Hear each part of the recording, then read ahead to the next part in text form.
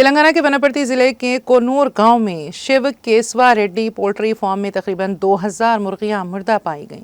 तेलंगाना की पड़ोसी रियासतों में बर्ड फ्लू फैल रहा है, जिसके पेश नज़र इस गांव में रहने वालों में तशवीश देखी गई, क्योंकि अचानक इस पोल्ट्री फार्म की तकरीबन 2000 मुर्गियां मुर्दा पाई गईं। इस वाक़े की इत्तला के साथ ही जिला वेटरनरी ऑफिसर वेंकटेश्वर रेड्डी ने पोल्ट्री फार्म का दौरा किया और इब्तदाई जांच में कहा कि मुर्गियों की मौत की वजह लैब की रिपोर्ट के बाद मालूम होगी। उन्होंने कहा कि इंसानों में बर्ड फ्लू के फैलने का कोई खदशा नहीं है।